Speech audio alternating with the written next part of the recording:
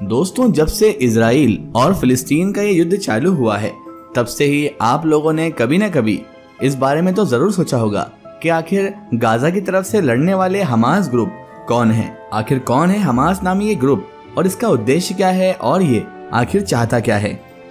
Israel से ये दुश्मनी क्यों रखता है, हमास ग्रुप कब और कैसे बना और इसको बनाने का मकसद आखिर क्या था।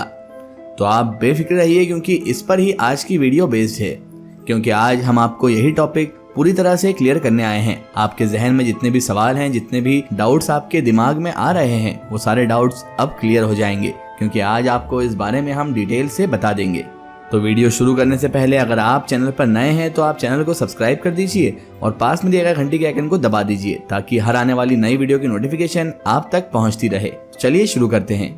दोस्तों, जब से सन 2023 में यानी इसी साल फिलिस्तीन और इजराइल की जंग ये शुरू हुई है, गाजा पट्टी में जब इजराइल ने घुसपैठ की और वहां के मासूम लोगों को मारा है और हमास ने उसका बदला जवाब बहुत ही खतरनाक दिया है, तब से ही हमास नामी ये ग्रुप बड़े चर्चा में है। कोई इसे देश समझ रहा है तो कोई इसे कुछ और समझ रहा है, कोई संगठन मानता है तो कोई आतंकवादी मानता है। आप में से बहुत सारे लोगों के दिमाग में भी ये सवाल आ रहा होगा कि आखिर ये हैं कौन। लेकिन दोस्तों, हमास ग्रुप के कंसेप्ट को समझने के लिए हमें थोड़ा पीछे की ओर चलना होगा, यानी अतीत में जाना होगा। दोस्तों, हम सभी लोग ये बात तो अच्छी तरह से जानते हैं कि किसी दौर में पूरा के पूरा फिलिस्तीन सल्तनत उस्मानिया के अंदर ही आया करता था। लेकिन जब 20वीं सदी के शुरू में सल्तनत उस्मानिया कमजोर हो गई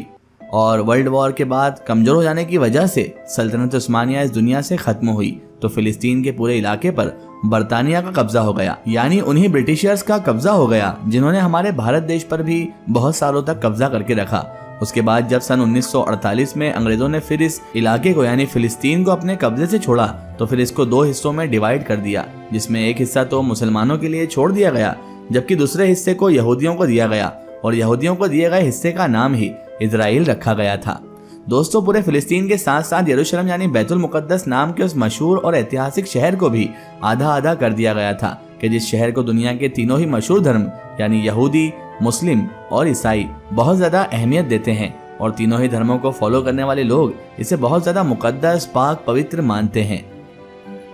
दोस्तों, यरूशलेम शहर का वो आधा हिस्सा जिसमें मस्जिद अक्सा के साथ साथ ज्यादातर पुरानी चीजें मौजूद हैं, वो फिलिस्तीन के मुसलमानों के कब्जे में आया था, यानी उनके हिस्से में आया था, जिसकी वजह से इजराइल हमेशा से ही उस बचे हुए आधे हिस्से पर भी कब्जा करना चाहता था।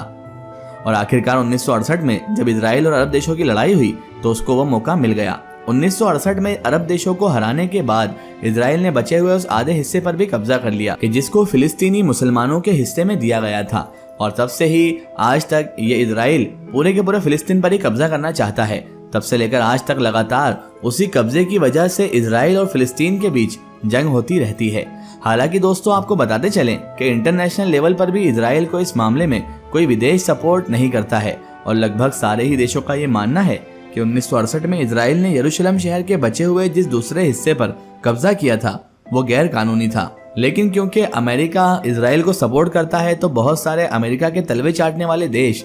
इजराइल को ही सपोर्ट करने लग जाते हैं। अधिकतर इंटरनेशनल में बहुत सारे मुस्लिम देश, बहुत सारे गैर मुस्लिम देश भी यही कहते हैं कि इजराइल को चाहिए कि वो जंग करने की बजाय फिलिस्तीन को यरूशलेम शहर के उस आधे हिस्से को वापस कर दे, कि जो 1948 में उसके हिस्से में आया था। दोस्तों, 1968 के बाद न सिर्फ यरूशलेम बल्कि फिलिस्तीन के बहुत सारे इलाकों पर भी इजराइल ने धीरे धीरे कब्जा करना शुरू कर दिया था, और दुनिया भर से यहूदियों को बुला बुलाकर उनको फिलिस्तीनी इलाकों में आबाद करना शुरू कर दिया था, जिसकी वजह से अब धीरे धीरे जहां एक तरफ फिलिस्तीन जो है वो छोटा होना शुरू हो गया था, तो वहीं दूसरी तरफ इजराइल पहले से बहुत ज्यादा बड़ा होना शुरू हो गया था। इन्हीं तमाम चीजों से परेशान होकर आखिरकार 1987 में फिलिस्तीन मुसलमानों ने एक नई ऑर्गेनाइजेशन बनाने का फैसला किया, और उस नई पार्टी का नाम रखा हमास।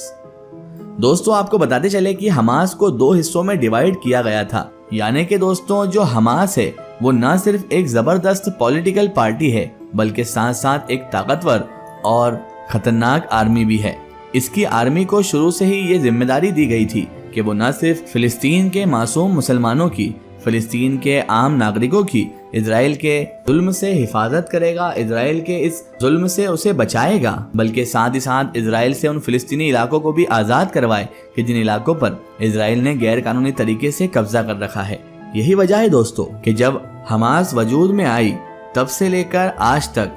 लगातार इसने इजराइल की नाक में दम कर रखा है और कभी कभी तो इजराइल पर इतना बड़ा हमला भी कर देती है कि शायद इजराइल को भी उम्मीद नहीं होती। गाजा स्ट्रीट को इस आर्मी का गढ़ माना जाता है और 2007 से लेकर अब तक लगातार इस पूरे इलाके पर हमास की ही हुकूमत भी कायम है। क्योंकि दोस्तों मैं आपको पहले भी बता चुका हूं कि हमास एक ताकतवर आर्मी होने के साथ साथ एक जबरदस्त पॉलिटिकल पार्टी है। यही वजह है कि पूरे गाजा स्ट्रीट पर अपनी हुकूमत हमास चलाती है और सारे यूरोपियन देशों के साथ साथ इजराइल, अमेरिका और सऊदी अरेबिया का भी यही मानना है कि हमास एक आतंकवादी संगठन है। और इसमें आप सऊदी अरेबिया लिस्ट में देखकर थोड़ा सा चौंक भी गए होंगे, लेकिन हकीकत है सऊदी अरेबिया को भी हमास से बहुत ज़्यादा तकलीफ है और तकलीफ की वजह आप साफ जानते हैं क्योंकि सऊदी अरेबिया में भी आले सऊद ने हालांकि कब्जा ही कर रखा है। सल्तनत उस्मानिया को तोड़ने में इन आले सऊद का बहुत अच्छा खासा योगदान रहा है, इसलिए इनको तो हर वो संगठन जो इस्लाम के लिए अपने हक के लिए आवाज़ उठाता है उसके खिलाफ खड़े होने में मज़ा आता है।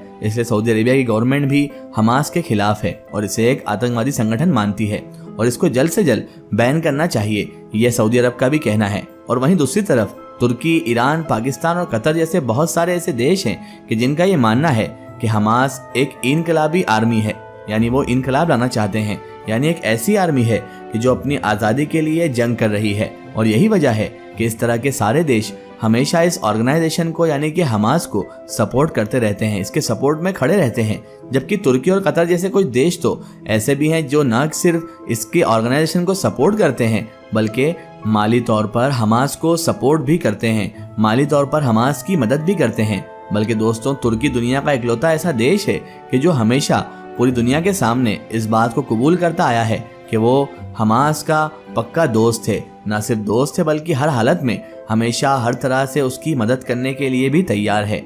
दोस्तों 2018 में अमेरिका ने यूनाइटेड नेशन में एक प्रस्ताव भी रखा था जिसमें अमेरिका की तरफ से ये मांग की गई थी कि हमास को एक आतंकवादी संगठन घोषित कर दिया जाए, लेकिन यूनाइटेड नेशन ने ऐसा करने से साफ इनकार कर दिया था। हमास ने 2001 से लेकर 2004 के बीच इजराइल के ऊपर लगातार 425 के करीब हमले किए थे जिसमें इजराइल को भारी नुकसान उठाना पड़ा था। वहीं 2001 से लेकर 2008 के बीच हमास ने इजराइल के ऊपर हजारों बार आसमानी हमले भी किए थे। लेकिन दोस्तों हम सभी लोग ये बात अच्छी तरह से जानते हैं कि इजराइल का डिफेंस सिस्टम बहुत ज़्यादा मजबूत है, जिसकी वजह से इजराइल के ऊपर हमास की तरफ से किए गए आसमानी हमलों में से 90% हमले तो नाकाम हो जाते हैं, सिर्फ 10% हमले ही कामयाब हो पाते हैं। क्योंकि दोस्तों आप भी जानते हैं कि इजराइल तरक्की के मामले में अमेरिका के सपोर्ट की वजह से कितना आगे पहुंच चुका है। हमेशा से हमास के जो बहुत सारे रॉकेट छोड़े जाते हैं उनमें से कुछ रॉकेट ही अपने टारगेट को पूरा कर सकते हैं, जिसकी वजह से इजराइल को काफ़ी नुकसान तो उठाना पड़ा था। लेकिन जैसा कि आप सब जानते हैं कि इजराइल को अमेरिका का सपोर्ट हो, जिसको अमेरिका का सपोर्ट हो,